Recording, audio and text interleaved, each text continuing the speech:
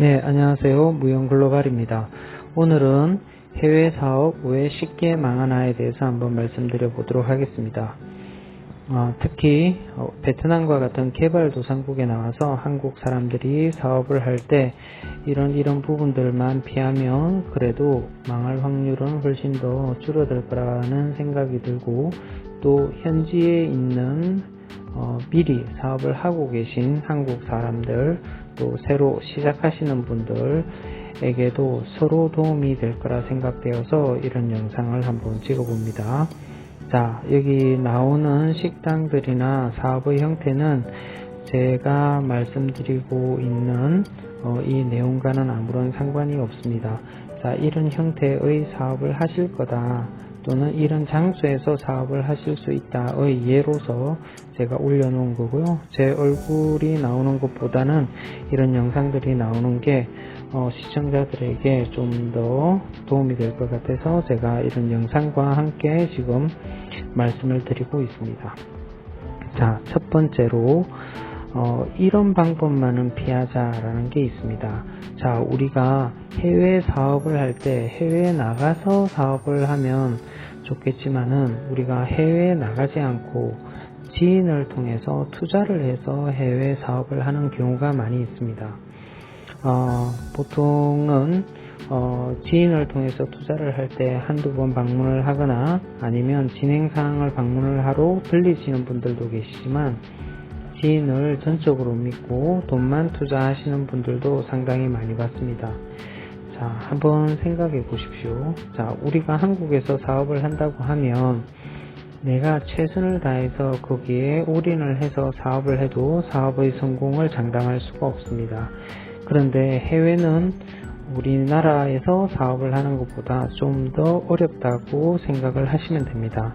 그런데 지인은 또 다른 일을 하고 있을 테고, 그 일을 하면서 투자를 받아서 사업을 진행한다고 한번 생각해 보십시오. 그 아이템이 좋다고 하더라도 성공할 확률은 훨씬 더 떨어지게 될 겁니다. 자, 우리는 직접 가보지 않은 곳에 대한 좋은 점, 환상 같은 것을 가지고 있습니다. 베트남도 한국과 마찬가지로 사업을 해서 성공하기란 결코 쉽지 않습니다. 돈만 있어서 성공하기란 더욱더 쉽지 않습니다. 네, 그렇게 투자를 하시는 분들은 이해는 합니다. 우리나라에서는 투자할 곳이 많이 없어졌고, 또 적은 돈을 투자해서 큰 성공을 가져가기 힘들기 때문에 해외 사업으로 눈을 돌리는데요. 네, 지인을 통한 투자는 되도록이면 피하시는 게 좋다는 저의 생각입니다. 자, 두 번째는요, 현지 조사를 충분히 거치지 않고 사업을 시작하시는 분들은 사업에 성공할 확률이 많이 떨어집니다. 그분들은 한국에서 사업을 해보시고 사업을 성공하신 분들이 그런 경우를 많이 봤는데요.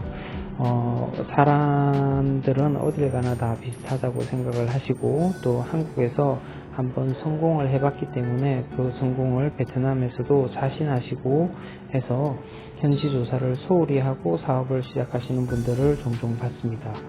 현지 조사를 하지 않고 하시는 분들의 특징은 뭐냐면, 처음 시작할 때 큰 규모로 사업을 시작하시는 경우를 많이 봤습니다. 우리나라만큼 돈을 들이고 돈을 들인 만큼 또 큰 돈을 벌어들일 수 있다고 생각하시는 분들이었습니다. 현지의 문화나 현지 사람들의 특성이나 현지 사람들의 소득이나 이런 부분들을 모르고 사업을 시작하시게 되면은 정말 성공하기가 힘듭니다. 그런 분들 경우 이제 한국 사람들이 옆에서 조언을 해드릴 때도 많습니다. 베트남 사람들은 이러이러한 특성이 있으니 이렇게 하셔야 됩니다. 외관은 어떻게 하셔야 됩니다. 라고 조언을 드리더라도 안 듣는 경우를 많이 봤습니다. 시간이 꽤 많이 흐르고 많은 손해를 보고 난 후에 그런 부분들을 고치는 경우를 많이 봤습니다. 그때 때가 늦어 많은 투자를 한 많은 돈들을 잃어버리는 경우를 상당히 많이 봤습니다. 세 번째는요, 지금 현지에서 잘 되고 있는 사업을 보고 그것을 그대로 따라하는 경우입니다. 우리가 잠시 여행을 와보더라도 잘 되고 있는 사업을 볼 때가 많이 있습니다. 자신도 경험을 해보고요.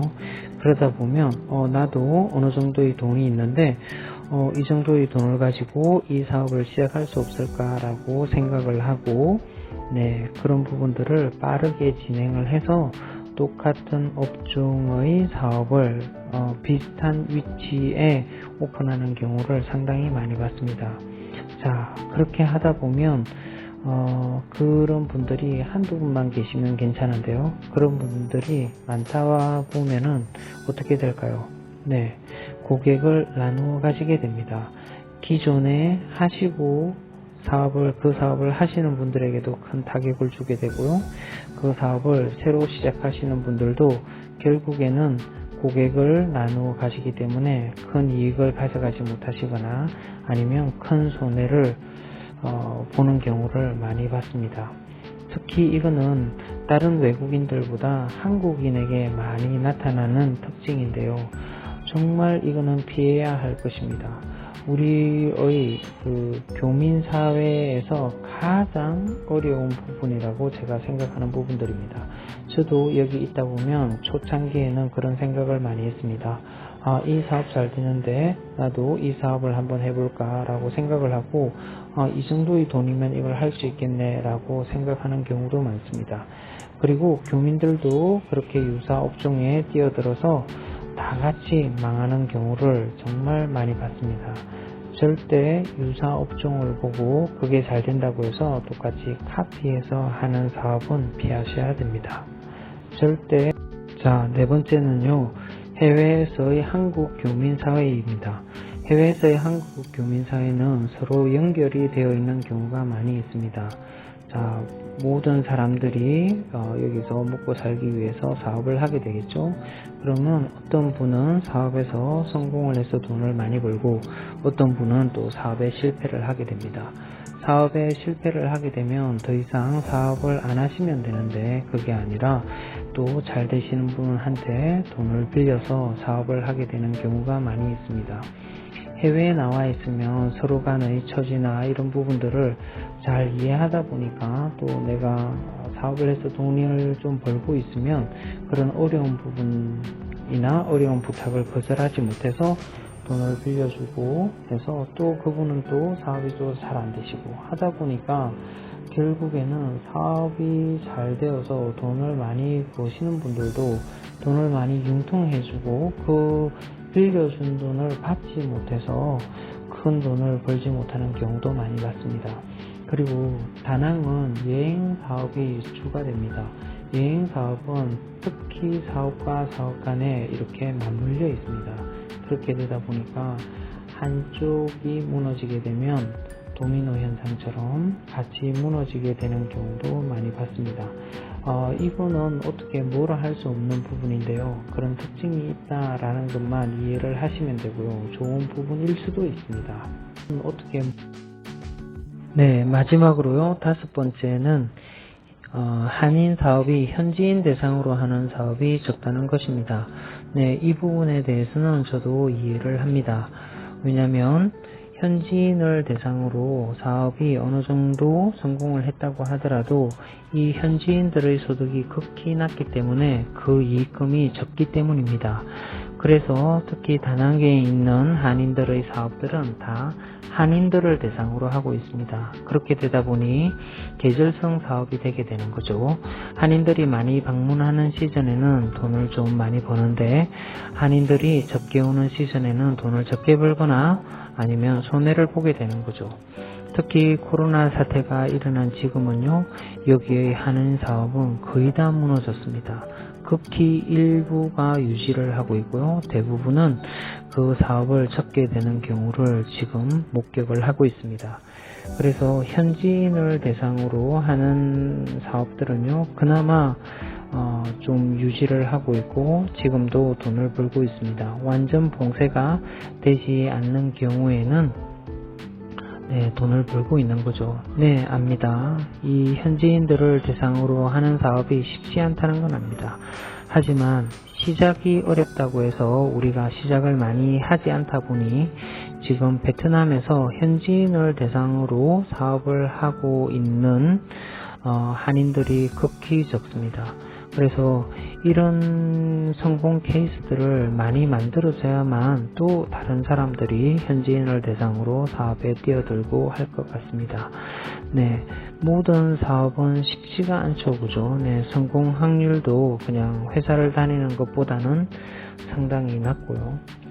하지만 이제 여기서 해외에서 사업을 하신다고 생각하실 때 너무 쉽게 접근을 안 하시는 게 성공을 위해서는 나을 것 같습니다. 여기 보시게 되면 겉으로 보기에는 매력적인 사업들이 많이 있습니다. 하지만 그 매력적인 사업도 실제 그 속에 뛰어들다 보면 큰 어려움이 존재하고 있는 거죠.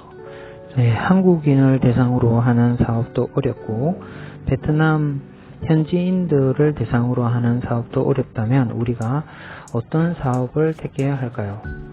네, 물론 더 성공할 확률이 높은 사업을 택해야 하는 건 맞습니다.